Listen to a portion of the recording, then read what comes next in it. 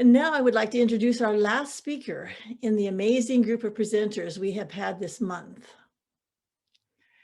Stephen Gyllenhaal is founder and director of the Identity Development Institute in Los Angeles. In association with the Institute for Trauma Work in Norway and in Munich University, Germany, with Dr. Franz Ruppert. As an award-winning Hollywood director, Stephen has tackled difficult and relevant psychological themes through his movies, TV shows, and documentaries. There's quite a list, but the one most relevant to the birth world is his documentary film, In Utero. He is currently working on 2 more documentaries, one entitled Uncharitable and one particularly relevant to our topic this month entitled The Bond. Stephen is also writing 2 books, A Professional Patient and Liquid Motel. He has also already published a book of poetry called Claptrap, Notes from Hollywood. Stephen's powerful contributions through film, literature, and now through the Identity Development Institute are paradigm shifting opportunities to recalibrate our vision and our experience of human beingness, to move us toward a birthright of thriving, even in a world of traumatizing structures and events. The title of Stephen's presentation is 2 Movies, 3 Children, and Deep Personal Work. Thank you for being with us today, Stephen. We look forward to hearing your story and your perspective on prenatal bonding. Thank you. Thank you. Thank you very much. And I think also thank you to APPAH, with whom I've had a relationship for quite a while now, a really important relationship. I think, though, that the resume sounds pretty cool now. I'm kind of feeling like, it's pretty impressive. I didn't write it, someone else did. But I'm very pleased. I'm going to use it in other places too. I think that mostly what I really am, and maybe it started really, really young, was someone who's entranced by stories. And that amazement when I sat around a campfire, actually, as a kid, I'm just remembering, and some old timer told this amazing story about red ants and fires and violence and all this wild stuff in Africa. Since then, my whole life has basically been about stories, and filmmaking is about stories, and poetry is about stories, and really, most importantly, our own lives are about stories. So today I'm going to kind of try to tell a story, and that story is really about my journey, a certain part of my journey to being that little kid in front of a fire, to being what I want to really show at the end, a series of discoveries in which APPAH has been a major, major, major player. Even as it has struggled in some ways with its own identity, like we all do. And I think the struggle is really an important part of all of this. So my story really starts with the fact that I am a father, I'm a dad, and I'm a granddad. And that's my proudest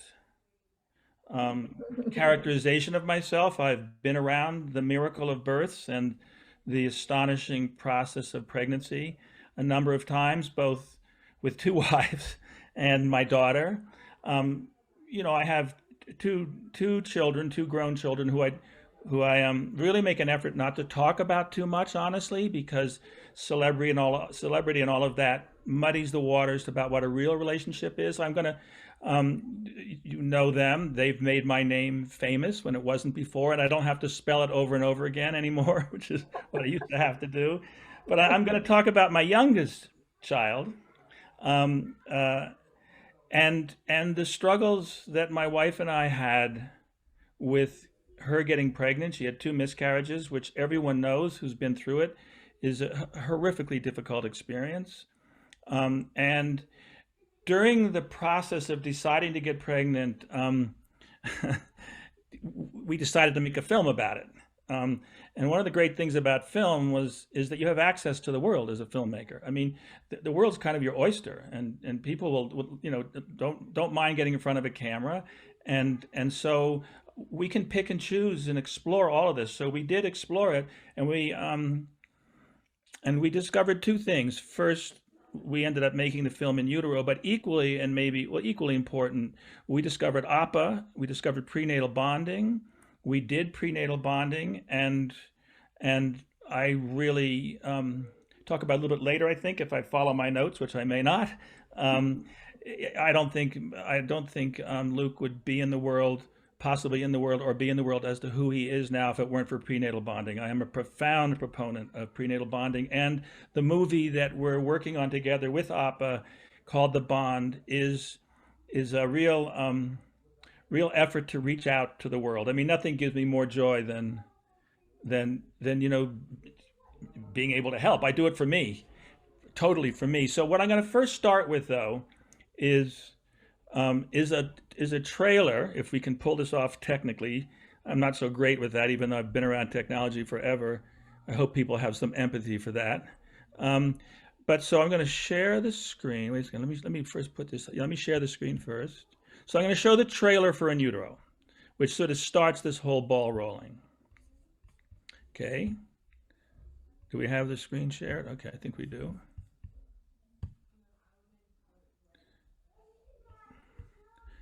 People, someone shout out if it's not working technically. Let me get rid of this here. Intrauterine life is not a paradise, as some people try to make us believe.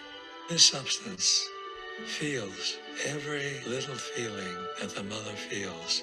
This is something that we're just beginning to explore gene by gene.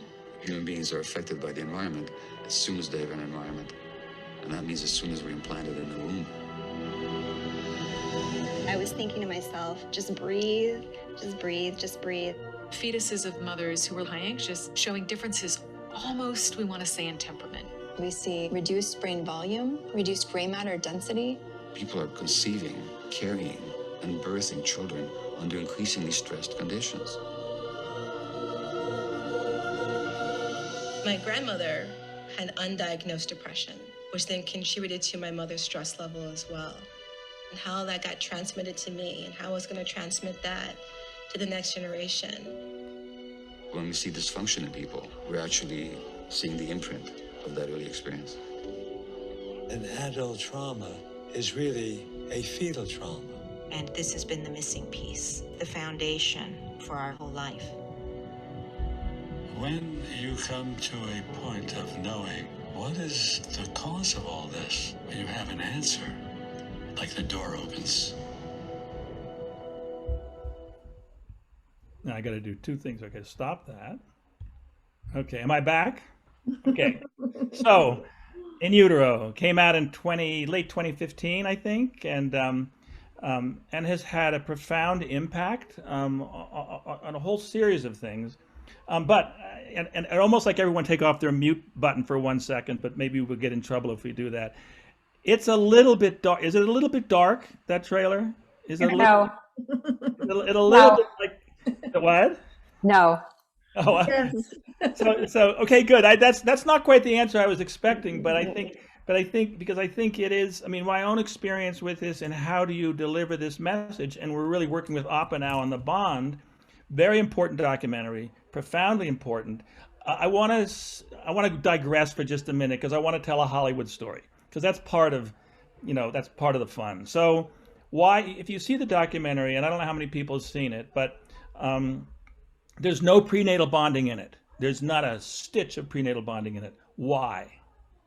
Well, the people who gave us the money for the film, which was a decent amount of money, but never enough in documentaries, sued us and tried to take the film away from me because they didn't like the way the film was going, because they wanted to be all about this one guy. We really got the money because of this one analyst who is a bit of an egomaniac. More than that, he's died. May he rest in peace. And they sued us. And and they didn't quite understand who they were dealing with, which was a guy who'd been in Hollywood his whole life. So we sued him back. We fought and we fought and we fought, and we, and it cost a lot of money, too much money. And we finally got control of just the footage that's in the film. So we had shot all this prenatal footage. So that's what we're now applying to the bond. But what we did uncover in a way with the film was that it's most powerful. The audience that was most impacted by it was not expectant parents, which is what we sort of assumed at first, because it had been so important in our life in making it.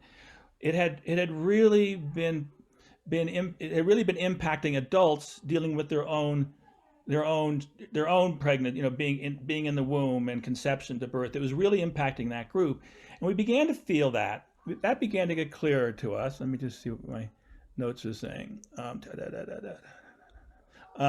Yeah, so it was the summer of 2016. I'm back to storytelling. We were in Europe. We had been distributing the film, and you're doing all the things that we were doing. We had a deal with a distribution company, which we felt they weren't doing enough, and we really did the marketing of In Utero in a whole new way, which has been very, very effective. But we were in Europe, in Paris. It was a great time. I miss Paris. And we get a call from a woman named Marta Thorsheim, who's in Oslo, who says, I have been tracking this film for 6-7 months. I've heard about it, and I saw it, and it did not disappoint. She said, it has laid out what our therapy, the work that we do has uncovered. And she said, we're now using your film, and can we use it? And we worked out a deal with them. Can we use it? Because we show the film, and then we have people are drawn to our method, our theory, which is based on work done by a professor and a Dr. Franz Ruppert in Munich, Germany. It's derived from, some of you may know, family constellations work. I don't know if you know it. Bert Hellinger had really started that. He had learned from indigenous peoples in South Africa this whole idea of resonating, that you can really pick up aspects of an adult human being and cause healing. That's what he really emerged with, and it's been developed further. And then Franz got involved with and brought a lot of clinical work, science into it. And so it really derived from this early family constellations work and was being refined. And would we go to Amsterdam? They'll pay the way. That was a good point. They'll pay the way to put us up in Amsterdam and have us do a panel there, which they would film and they would then use. We were in Paris. Who doesn't want to go to Amsterdam? So we went with Luke, who was then, I think, 2 years old. I loved Amsterdam. The art was great in Amsterdam. We did the panel. And it was fun. It was really smart. They seemed a little crazy to me. And it's something I want to keep in the forefront as we continue on with this, is that this work to many people, and I think probably less to all of you or most of you, seems a little crazy, seems a little, it's like counterintuitive to everything we know, which is that in trauma work, when someone is traumatized, the psyche splits to survive. And I don't want to go into too much theory about all that, but there's a tremendous amount of theory behind it. And the clinical work that's happened since 2016 until now has refined this even more. And there are a lot of really important organizations that I want to sort of note: Internal Family Systems, Janina Fisher, Gabor Mate, Dan Siegel, all of them uncovering more and more of the science around trauma and the splitting, and that as Raylene has said, they're aware of it from birth on, and there's a lot of work, but we want to really, and ACEs is another really important part of all this. We want to take ACEs starting at conception, that's where ACEs really happens. And it was all compiling. All this material was compiling, but still at this point, it felt a little bit, it was fun. Amsterdam was great. We spent a week there on their dime. We did a fun event, and then we were going to the airport, and we were going to the train station, and Marta went with us. And I was particularly impressed with her. But that was sort of it. So then what happened was, let me just see where I am in terms of, let's see here. So then what happened was, we came back to LA, and I get a call from a woman named Christine Wong in China, who is also a proponent of IoPT, that's what it's called, identity-oriented psychotrauma theory. It's a mouthful, but it's really about how this all plays out in affecting the identity. And she said she had seen in utero, could she fly from China and do an interview with us? And so we said, sure, come to China. And she come to LA. So she came to LA and she set up a single camera, which as a filmmaker is troubling, because you want to, if you're going to have an interview, you want to have a couple of cameras, no lights, and a banner for her website. And she did this interview, and it was fine. And then at the end of it, she said, "Yeah, you want to do a session? You want to just do one?" And both Kathleen and I said, "Yeah, sure, we'll do one. Okay, no problem." So we went downstairs. She did the session first. I was watching it. And I don't want to talk too much about the impact on me, except it blew me away, what came up. Then she was so upset by it and so moved by it, she said, "I can't watch your session." I then did a session with her, and I have spent, at that point, 45 years in therapy and analysis and everything else, and what came up in that one session was incomprehensibly precise and basically terrifying. And it was about early trauma. And she left. We were both shaken by it. And not a, this work is hard, as all of you know. Any therapy really is hard, and it was happening so fast. She went to China, back to China. I called her and I said, "Can I do another session?" And she said, "Yeah, it's $400 per session." I was furious. $400? This is like a bait and switch kind of thing. I was, it was like, I'm not going to pay $400. So I decided not to do it, and I just stewed until December of 2016, when Martha called me and said, "Will you come to Oslo and shoot a bunch of IoPT sessions? And we'll pay you. We'll do the whole thing. But would you do that for us?" And I said, "Could I do a session too?" And she said, "Sure, of course." And and I didn't even ask her, is it going to be free? Because I was going to make it free. That was just the way it was going to be.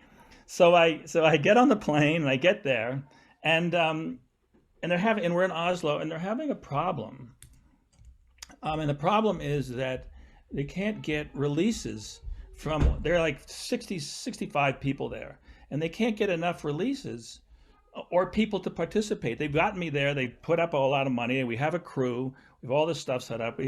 They can't get enough releases from the people to do it, and everyone's nervous. And so I was going, what do we do? What do we do? And like any kind of filmmaker, you come up with some kind of solution. So I said, well, look, I'll do the first session then. I had meant to do like the last session at the end of the day and not record it.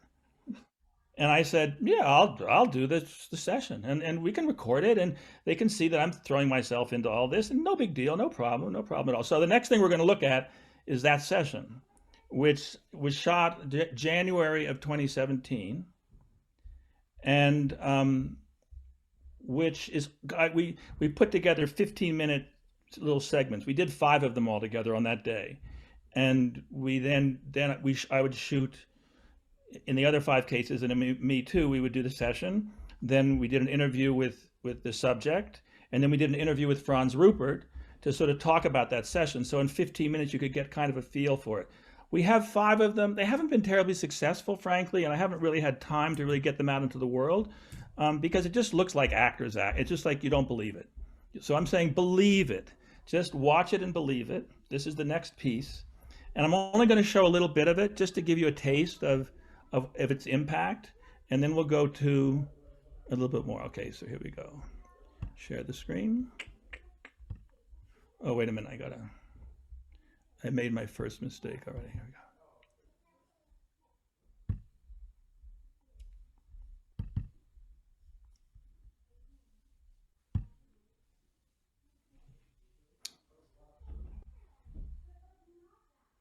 I've been more or less in therapy since I was in college, so that's what's brought me to this room, I think. I wasn't really ready to do what I thought I should do, which was go back to my in utero time. And then it began to really rise up for me. I need to deal with the time when my brother and I were sent away. I was 3 years old at that time, 3.5 years old. I remember going through my head, it's like, to be sent away. When did they send? They sent me away. They don't send I away, they send me away. But I wrote what happened when my brother and the second I wrote no, that's not right. Grammatically, it should be me. And then when it's me and I underline me, what happened when my brother and I went away. If you erase your I out of the intention, it means a lot. Me is the person that is related to the brother, related to the mother, related to the family's members. So it was clear that it was not yet possible for him to be I. You be brother.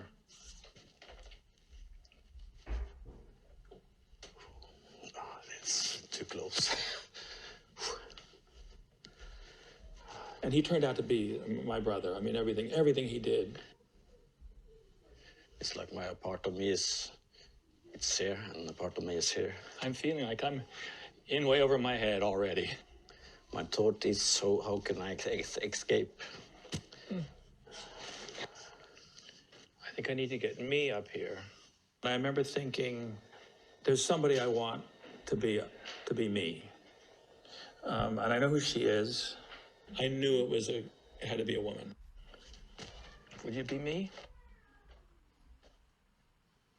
Right away, there was a resonance. I mean, right away. I feel completely drawn to your eyes. That's the first thing. And that makes me safe. And I feel I want to come closer to you. And yeah, I feel I should be confused in male-female, but there is also something that's correct, or that is the same between us. I feel young and small.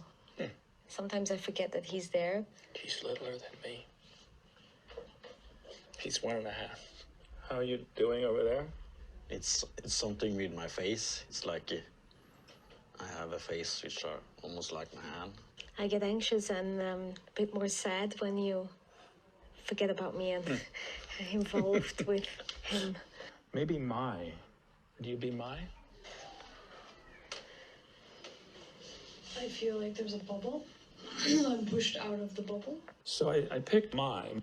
It was anxiety provoking and all that. Me was anxious and I was anxious. And then I took her hand and it just both calmed down. Still am when I focus on her. And I know we are some similarity between us, but it makes me less present. I can suddenly focus on something when this part comes in. It's like I'm another person than before. I suspect that she might be my mother. And it throws me that my little brother, first of all, she isn't watching him or she isn't paying attention to him, and my brother needs her. I'm standing behind you now because it makes me not see the deadness in her eyes. Why look for her eyes? There is no life in it. My was my mother. Me said, dead eyes, she has dead eyes. Somewhere in there, someone said she had dead eyes. The reason why we were sent away was because she had a nervous breakdown when my sister was born. I'm getting sad. Away. Would you be away? I'd like to be away. That makes total sense. Yeah. She wanted to be a party girl.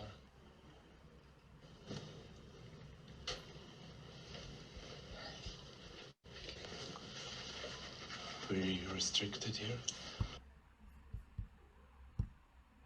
So that was the beginning. Can you see me all now? Yeah. So that was my really major introduction into the work, and it goes on. There's another, 15 minutes or a little bit less than that. Can everyone hear me? Okay, can you hear me? In which what unfolded. I mean, I'm looking at this. I haven't seen. I just looked at it earlier today, and I see it again. And you have to trust me on this as best you can, because I don't know what it looks like to people watching it. But the level of information that emerged from my younger brother, 2 years younger than me, his connection with my mother, who I now understand far, far more why she had dead eyes, what was going on with her, her problems. And I've come to love her because of this work. I really understand her and love her. And so there are many other sessions. I want to kind of keep moving because there's a lot of material I still want to cover. But I think for me to understand, to kind of go through one of the things, all this was going on, I had decided, hey, you got a young kid, you're in your 60s, directing, going around to Atlanta, Vancouver, Europe, wherever, and doing movies it's like everyone's fantasy, but I've done it my whole life and I want to do something else. I want to be around more. So I had gone back to school to become a therapist because I'd been in therapy or analysis from college on. That's why I'm writing a book called Professional Patient. It's the only reason I stayed sane. It's the only way being in Hollywood, stays sane. But I'm learning it's not just Hollywood that drives you crazy. It's almost any business that drives you crazy. So I was able to stay relatively sane through all of this by doing therapy. And now I thought, well, I'll become a therapist. So I went back to school and I was going for an MFT degree online. So I was actually shooting shows and they were doing lighting setups and I was writing my papers at the same time.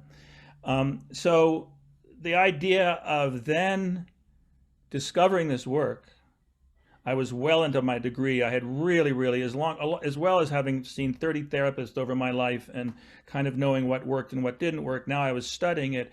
This work, after that session, made me go, this is it. I've never seen anything like it. And I think I referenced earlier, I think it's important to know there are other methodologies out there now that are covering some of the same material. My own belief is this is the simplest, cleanest way to get to the core problems. It changed my life. It's just that simple. And I stayed for the whole session. I trained. That was the first, thank God it was the first module. I then, for the next 2 years, flew back and forth between LA and Munich and Oslo and got fully certified in this method as I finished and got my MFT degree. And the one thing I would say, I would just add in the story a little bit, is that I went to the graduation. There was a very small graduation getting my MFT degree, and I was almost certified then, and it was up in Ojai. And on my way back to LA, I pulled my car over the side of the road and I threw on kind of shorts and I ran across the beach and I swam in the ocean for 20 minutes. It was just like, for whatever that's worth, that's just part of the story. So then I got my degree and I got certified, and I almost right away, and Marta and Franz, and I became close with both Marta and Franz because she was involved with it a lot. They said, set up an institute in LA, go for it. So I set it up, not having any clue how hard it was. I mean, it's just, none of you know how hard it is, do you? None of you have any idea how hard it is to do this stuff and how people think you're crazy and blah, blah, blah, blah, blah. Anyway, so I set the institute up. It began to come to life thanks to a lot of people, a lot of them around family constellations, who had sort of begun to feel that the family constellations had been very important. I think it still is important, but it often had people, facilitators or whatever you want to call constellations people, pick parents and things like this. This work, because of a lot of the really interesting work around trauma, works with the unconscious more. So I don't want to go too much further with that, except to say the one thing I think I want to sort of talk about quickly is resonating, because being a subject is very clear. And what you're going to see after this short piece is a session now being done, or that was done breached soon, a short while ago. So let me bring this up now, and just show you a little bit of a clip of this too. Let me share the screen with you again.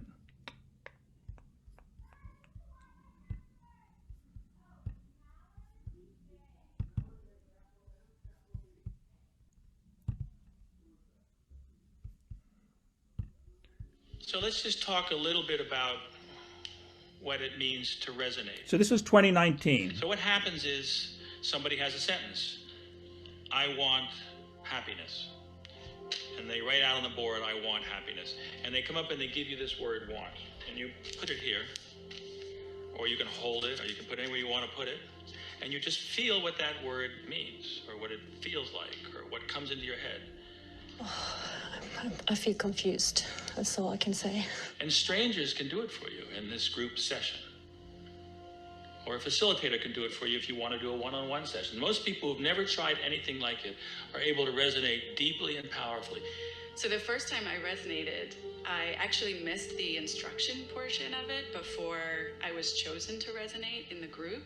And I remember having that moment, maybe almost stage fright, but I thought, oh, I missed the instruction, so I don't know what I'm doing. And I realized really quickly, within seconds, literally, that it didn't matter that I didn't know what I was supposed to do, because you're just sort of dropping into the subconscious field. When someone's taking a picture of me, I have a hard time smiling, or, you know, whatever, but when I'm resonating, it's definitely from within. I'm taking cues from within about how I'm feeling. It takes a while to trust oneself and getting in touch with the feelings or thoughts and simply reporting without getting too caught up in things that are happening around in the session. What you do discover is, I'm not a person who cries very much, and yet I'm weeping. But this level of rage that I'm feeling isn't quite my kind of rage. And then when you report it to the facilitator and the subject confirms that's my rage, you start to believe it. But I never felt like I'm losing my... Okay, so I just wanted to, you've now seen a little bit of, kind of people, you get a sentence, like my sentence, the original sentence I have, or any sentence, any of you, and I would just take a second and say, any of you, what's haunting you right now? What are you interested in knowing? What do you want in your life? Well, just a sentence, or it can be a drawing or anything, but let's keep it simple right now and say a sentence. Just take a moment and think, what do I want to know about? And then make it into a sentence. Now, as this work has been refined, and Franz keeps working on it like any good scientist, he's still pushing and pushing and pushing it. He adjusted things slightly, and he could start with 5 words originally. You could resonate 5 words and pick 5 people to resonate those words. Slowly, actually it was 7 originally, and then it became 5, and then it became less and less. And it got refined, and it actually was working very well in LA. We had a big, beautiful space in LA where people were coming from Orange County, and it was still relatively small and manageable. And I started teaching this method because I realized that's the way you want to get out there and just get this thing out into the world. And it takes about 2 years to do the training 1 day a week. And it can be picked up a little bit quicker than that. But it was really going well. And then of course, COVID hit and everything shut down. Everything shut down. And I remember thinking, okay, COVID's hit, spaces are expensive. When COVID gets, when COVID's over, we'll get a nicer space. It'll be cheap. Real estate will be cheap in LA, and I'll get a nicer space. So it was like a little bit of a, filmmaker, dark thinking and all this stuff. But well, it didn't. It got clearer and clearer. We were deeper and deeper into it. So we turned to Zoom. And Franz Ruppert also turned to Zoom. And to our astonishment, we discovered, so far you've just seen it as, done in person. So far, we started using Zoom. Now, just FYI, in terms of all of this stuff, things have moved very quickly. As Raylene said in the beginning, I'm doing a feature-length documentary on Charitable, which is almost done, which is driving me crazy. We're playing with the bond. I'm running an institute. I have a 6-year-old. I got inoculated. And the minute I was clean and clear, I flew to New York from LA to see my 2 granddaughters, best time in my life. I utterly played hooky. I admit it, full transparency. I didn't prepare for this. I was like panicking. I was really freaking out about it. And I thought, I've got to show a session. And I've been wanting to cut a Zoom session together for a long, long time. But I've run out of money in 6 different places. I couldn't afford it. I thought, and I got to do a session. I've got to show you guys a session that is germane to the subject. Now, there are plenty of sessions like that. I wanted to find a good one, but there's tons of sessions that cover many other issues. There's lots of traumas, and I was sort of freaking out. And literally, this was about 4 days ago when I was really focused on this and getting terrified, stage fright, all those things. And I started going through the trainee sessions. We only record the training sessions. We do not record open, we have to be very careful about confidentiality, but we do record the training sessions. And I just haven't had time to get permission from anyone to cut together a Zoom session to show that it works, because a lot of people say it's not going to work on Zoom, I don't want to come. So this is the premiere of the first Zoom session that's been cut together. I want to say a couple of things about it, which is that, because I think you begin to have a feeling about it now. Oh, where are my notes on that? Oh, here it is. So I'm the facilitator in this session. These people have been, they're the third class that I've been doing. They're about a third of the way through the coursework now. So they're experienced, but they're still learning a lot, but they can resonate, and you'll now have a sense of what resonating is. So I'm the facilitator. I will come in and out, because what Franz has worked out is, let's say there are 20 people there. He has like 100 people there. A subject is picked. The subject has their sentence. They write it in chat. You can only pick 3 parts. They pick the 3 parts. Then everyone else goes off the screen. And what he finally has refined is that in the facilitator, when it's Franz, and I do it too now, he goes off the screen. So all you see in the beginning is the subject. In this case, his name is Ivo. And the 3 parts he's picked for his sentence. And then I'll come on and off. And what you'll see in this is I've tried to cut what's about an hour down to about 15 minutes or so. So for the first 2 minutes of this or so, when you first join, you'll see this, but there'll be 2 minutes of just sort of silence, and people are moving around and kind of feeling out whatever this is. And we have just a couple dissolves. So that's the first 2 minutes. The other thing you'll see is that they'll ask the age. What age do you feel? And we've learned that over time, getting a sense of the age, including in utero, and you'll see that in this session, is where you begin to find where the trauma is, because the neurobiology, and again, I don't want to get too much into this, resonates, and where there's trauma, a person can pick it up. And you almost have to do it to believe it, but I'm trying to give you enough material to at least start to have a sense of it. And the other thing I want to say is, when we're done with this, my agenda really is that those of you who are interested in this, go do a free session. They're available to all of you. And we want to try, and Raylene and I have talked about how do we take this and you guys use it and work with it. And also I'm linking more and more with some of these other people I mentioned earlier, Dan Siegel, Gabor Mate, Janina Fisher, who's a brilliant woman if you don't know her, around this material, and get this work out there. Lastly, I would say this is an edited version. We can make available to you the full cut, the full Zoom, and a transcript of the full Zoom. We have all that material that I haven't really organized, but we can pull that together for you. And we're going to be doing, now that I've discovered we can do it pretty easily, I found one of our people is a really good editor, we're going to cut more of these. But here it is. This is, it'll run about 15 minutes, and sit back and enjoy the show. Hold on a second. Let me get this up here.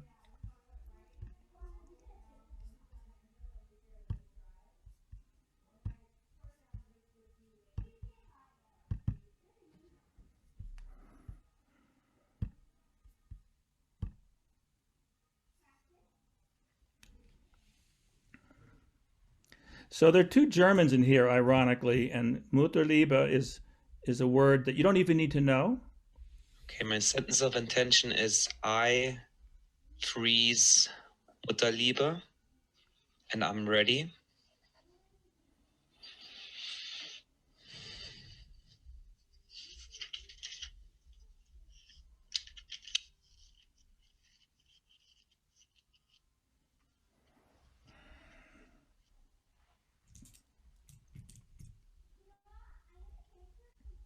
Freeze, I want to start with you.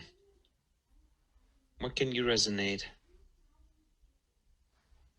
Well, let me start with the body. It's like shivering all the way through. And it's like I need to like bend down, and it feels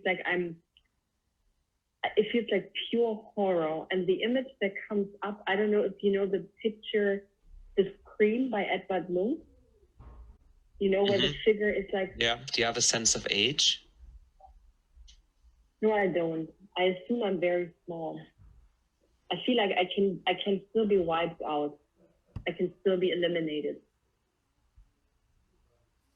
Maybe I'm very, very small. Maybe I'm in the womb. I don't know. Maybe I'm like afraid of a feeling from another person, actually. Say that again, please. I'm afraid of a feeling from another person towards me. Oh. I'm afraid of like, or maybe a or other person. I'm afraid of their feeling towards me. Do you know who that would be? Clearly my mother, but maybe also my father. It's like, I don't know. I mean, I could easily be just like wiped out and become part of the background, which is black. Yeah. Becoming part of the black background. I don't know if our parents like fought a lot when we were in the womb, because I feel like they're like talking a lot and there is a lot of conversation or action going on, and it feels like I'm not seen. So I'm afraid that I'm getting eliminated because I'm not seen. Well, what I can tell you, what I know for sure, is that I don't recall my parents being at peace at any point in their life. They've been always fighting. So what you're telling me would make sense, actually, based on what I experienced. Evo, just be with this part. Just see this part, that's all, right now. Not even many words are needed. Just be with this part of you that's never been seen by anybody before. And it was so bad, they were so distracted that you might have faded into the black and gone away. I see you.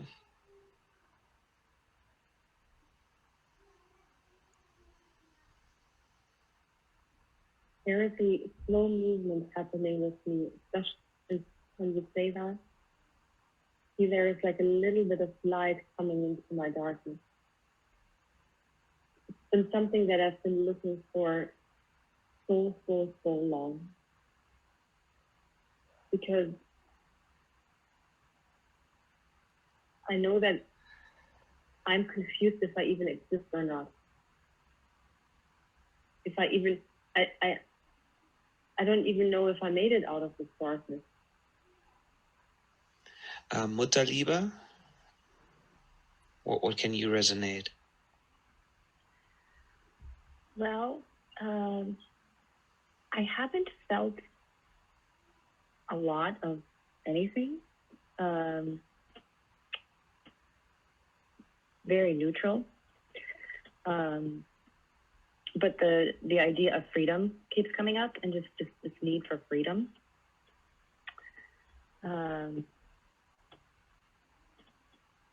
And it's just, I really wasn't hearing a lot of what Freeze was saying. It was this distant voice.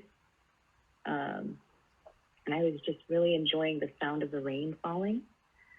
It's just this little tap, tap, tap on the roof. This idea of being outside and quiet and peace and nature, and I kept finding my attention going to that. You look kind of sad. I don't feel sad. I feel nothing. Yeah, that's what I heard in the beginning. That there's just a sense of numbness around you. Not numbness, just nothing. Nothing. Nothingness. Nothingness. Not numbness, nothingness. Do you have a sense of age?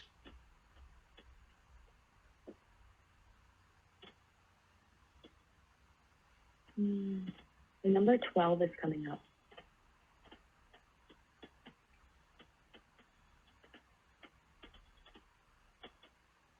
Now I'm starting to feel frustrated.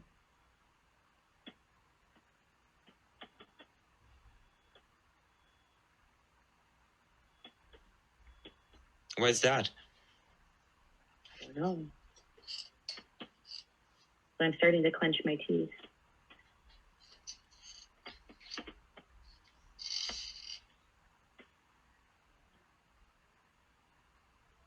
It's something that I do a lot.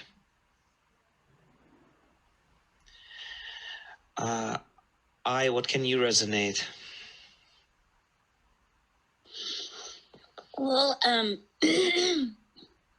really liked hearing your words I liked hearing your voice say the sentence. I like the way you said, Mutterliebe. It's just really soft. And I feel like I'm the most grounded person here. I feel kind of impatient listening to all this banter. I almost feel like I'm watching a Woody Allen movie with like meaningless chatter.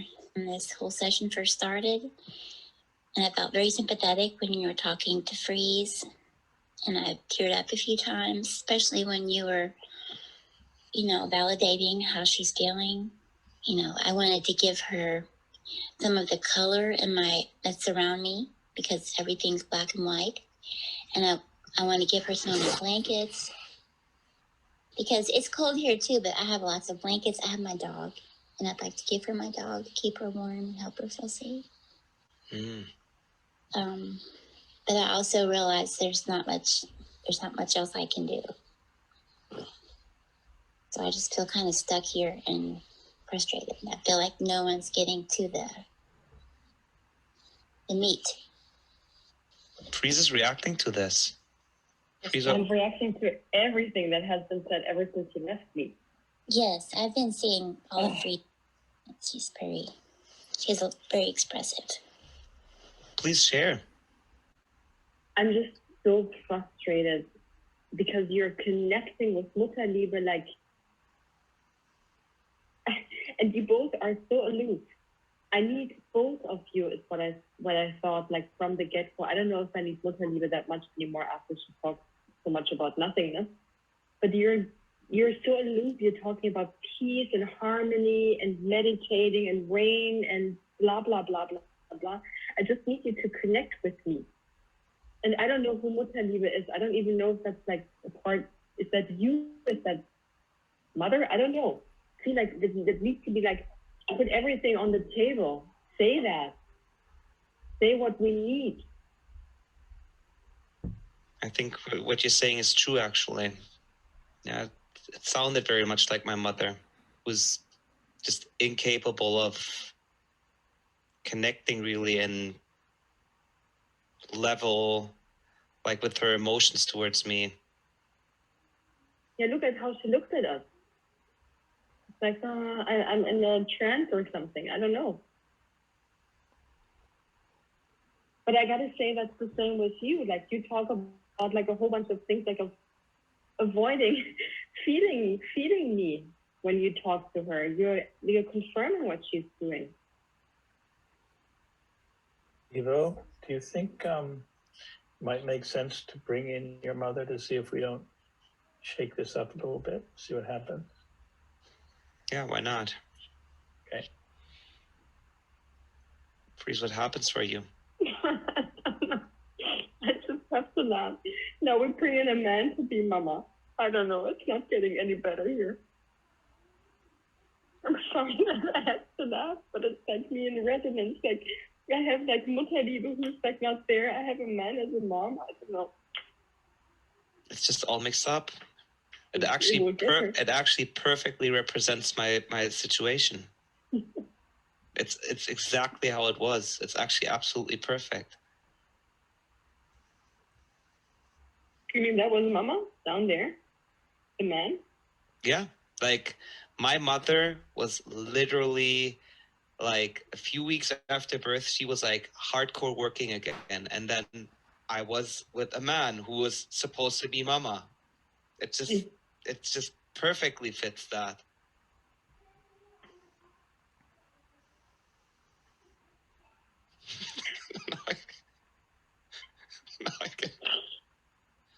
Wow. It's a painful picture, man. Well, it's just, yeah. I can totally see my childhood there. Wow. Wow. I'm sorry, but I don't think we get anything from the two of them. Mama, we just brought you on. What do you have to say to this? How do you fit into the picture? Just looking at a picture of a little girl sitting on a tree.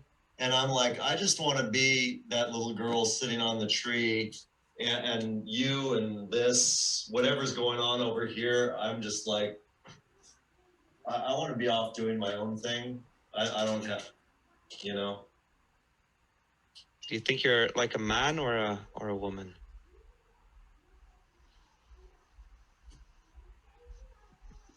I don't know, but I definitely don't feel particularly feminine or womanly.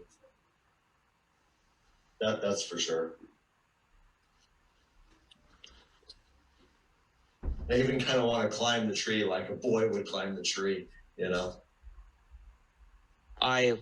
What can you add to this? Well, I really just wanted to give you guys a big hug, and I wanted to say that earlier, but I didn't want to interrupt you both.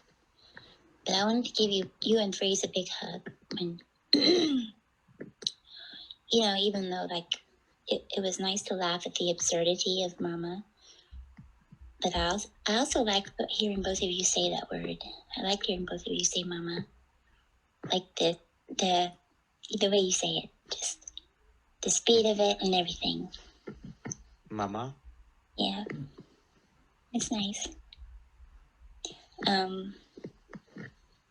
But I was definitely able to laugh with you both, but I wanted to give you both a big hug, just to, you know, let you know that you're safe and everything's okay. Thank you. I can really feel that. I can really feel that. It feels very motherly also. So, Evo, maybe say, I want to give myself a big hug. I want to give myself a big hug.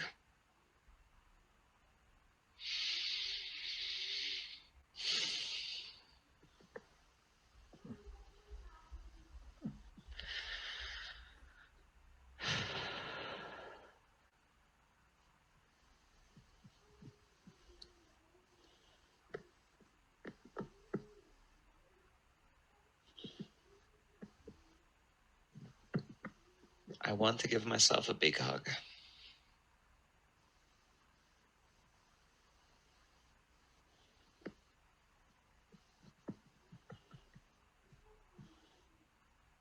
And I can also see what the need behind this is. It's warmth and closelessness, being close.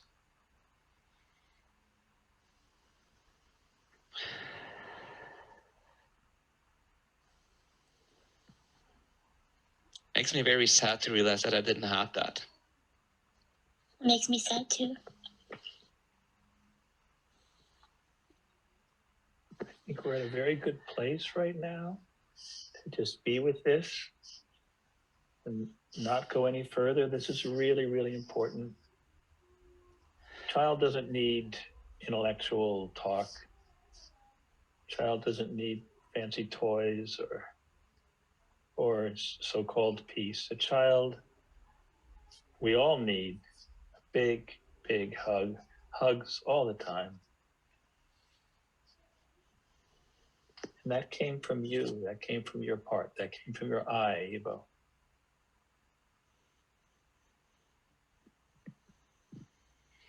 Not from a mother, not from anyone else who never was able to give it to you, who's, whatever it means that you picked 3 female parts and you ended up having your mother be a mom. It almost doesn't matter now, just let it all go. Because really all that's needed now is what you can give yourself. That's why mama sounds so nice to I. You're the mama now. You can do that.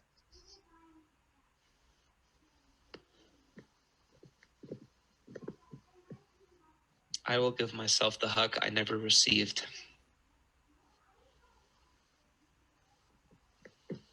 Lots of hugs. Evo deserves lots and lots and lots and lots of hugs.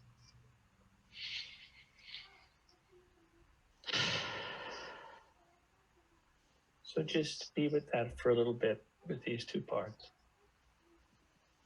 I think this is a good place to take in this very important want.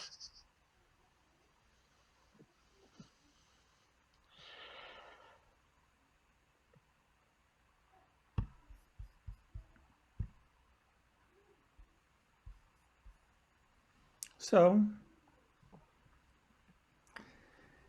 I think I'd love to open up for Okay, my questions. sentence of intention is Hold on a second. Go away. I Go. Now we're done. freeze. I thought we. Okay, hold on a second. Let me get rid of that. Oh, are we off of share now? Yes, we are. A little technical thing. So I'd like to open it up for questions, I think. Really start to open it for questions. The one thing I wanted to sort of note is, and as a facilitator also, and I really wanted whoever wants to train is in this work, or that's what I'm about, is training people in this, is that the reason I wanted to say how little time I had to put this all together was it's, as a filmmaker, as an artist, I just pulled a session out and cut it down to 15 minutes and did it really pretty quickly. There's not much work you have to do as a facilitator. I have session after session after session like this. I don't have to create much. It's there. And as a facilitator also, you rely on the resonators. You don't have to be working so hard. You just get to come in at the right moments and just mirror back what you're seeing. And I do feel like I've said over and over again, I want to be linked with all the other methodologies that are playing in the same arena, but I picked this one because it's so simple and so clean, and so much about what I've experienced, what APPAH is about and what it is, and I was thinking toward the end of this, this, if you're into this, and I think also some people may go, this is not for me, and I totally respect that and honor that. And I think it's really important to be questioning all of these things. That's where science goes, is you have to be, you have to really have it proven. But I think that I look at that session, and it's only like the third time I've seen it cut together now, is I would even consider, maybe if people want to, is taking this and doing a couple of hours classes around breaking it down and looking at Evo's history, which I have, and and sort of playing with what the material brings up.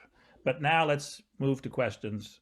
I've worked hard enough here now. Let other people ask some questions. Yeah.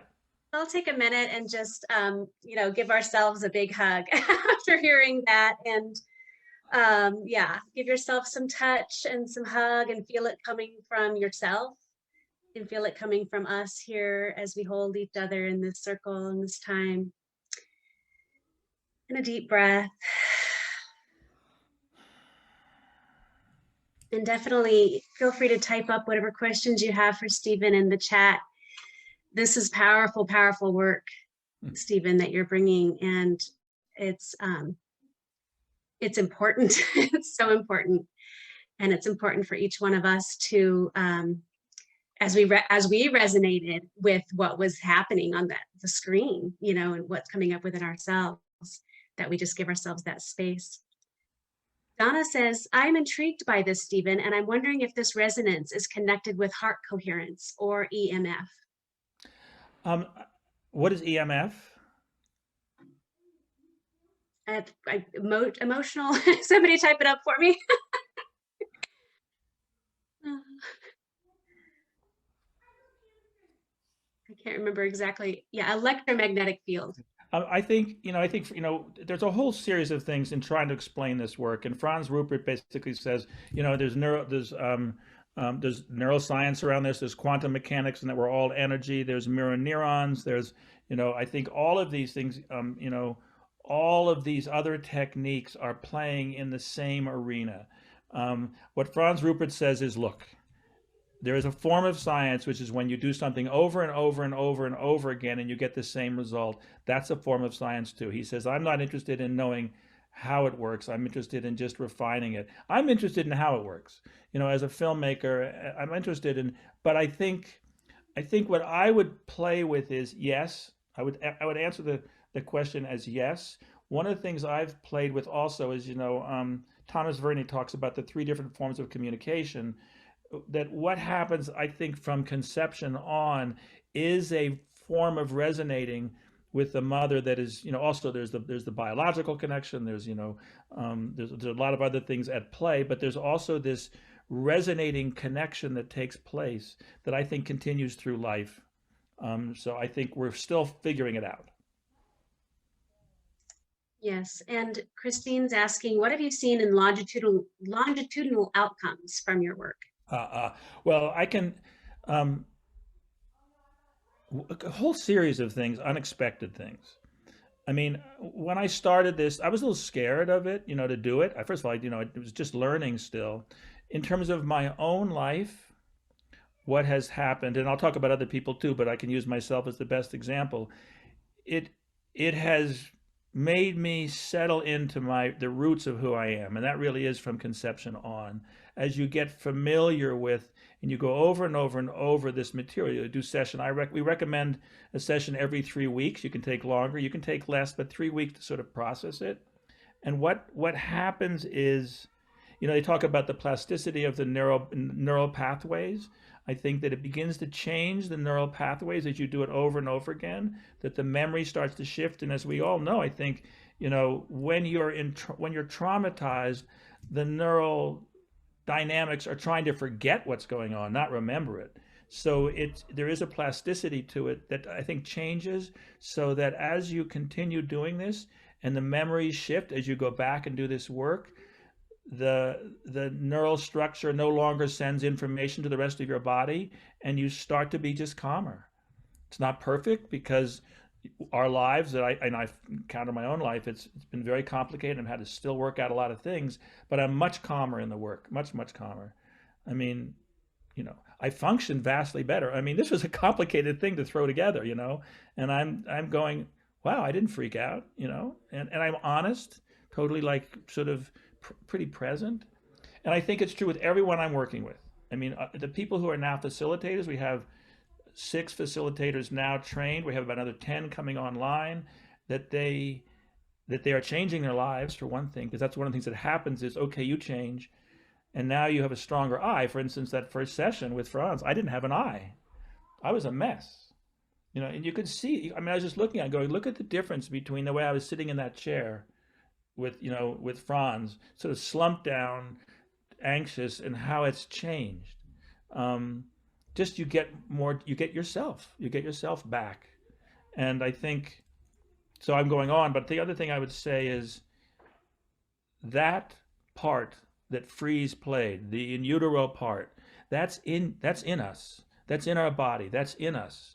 It was as live. What we've learned is that those in utero traumas, that child who had no attention paid to him, that's in there. And then it's finally communicated with, it begins to relax.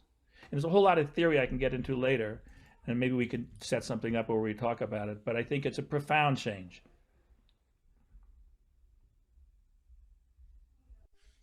Stephen, I have a question. This was a profound example of a prenatal memory with Freeze. How often do prenatal memories come up in these sessions? I'd say probably about 1/3 of the time. And what you find, for instance, as an example, there was a woman I worked with for quite a while who had been in a car accident, and major car accident, car flipped over, her skull, she went into a coma, and for the next 15, 20 years, she was on disability, and they worked on the trauma of the accident. And she's hard to understand, and had a lot of issues. But what emerged was, and this is going to sound weird, but trauma echoes trauma. And it wasn't until we got back to the fact that in utero, her father, who wanted to have no children, had kicked her mother when she was pregnant. And that, in fact, when we began to deal with that issue, and that he also was violent with her when she was 2 or 3 years old, but his violence was where the trauma really sat. It wasn't with the coma or the brain damage. It sat in another place. And when we got to that place, she really began to find herself, really find herself. I know this work is all about trauma, but are there any good memories that people Yeah. share? Well, I don't like, I mean, there's all this, there's a tremendous amount now about trauma work, and it's really important. And ACEs has been really, really important. And so Franz talks about this as a trauma biography. And I call it, well, it's just your biography, because of course there's a massive amount of things that are positive or you wouldn't make it. I mean, look at, for instance, that session today. So you've got the one part, yeah, which is the traumatized part, and the truth. A lot of truth sits in the traumatized part. When you're traumatized, that part, I sort of talk about it as that story about another story about when a hand grenade is thrown into the group of troops, one soldier will throw himself on the grenade and die. And that's the part that absorbs the trauma. The difference, of course, is that part doesn't die, it just gets buried.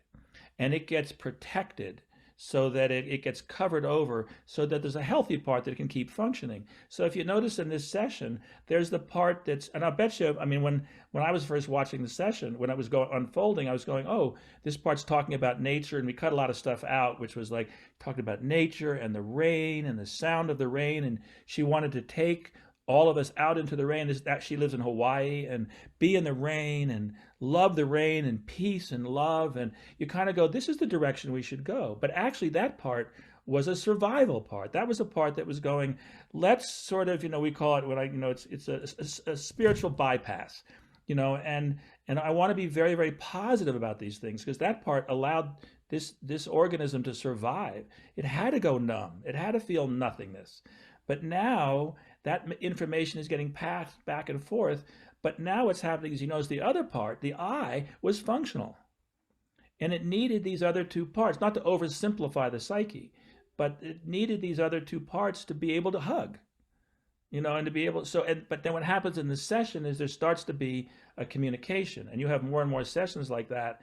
It starts to go away. There starts to be integration. And integration is a word that I'm wary of, because I like internal family systems about we have these different parts. We're not trying to heal. We're just trying to be present. That's what we're really trying to do. Does that answer your question? Okay. Thank you so much, Stephen, for joining us today. We're at the end of our time, but we just really, really appreciate you being here. And I'm looking forward to seeing how we can collaborate between Absolutely. yourself and your work and APPAH in the future. Yes, absolutely. And thank you very much. This was really, really helpful. It also guided me. I mean, I would not have cut this together, and I'm going to cut more together now that I've got it. I had it, you were very helpful to me in all of this, as you were from the very beginning, helping my son get born. So I really am honored to be here, really honored. So take care, everybody.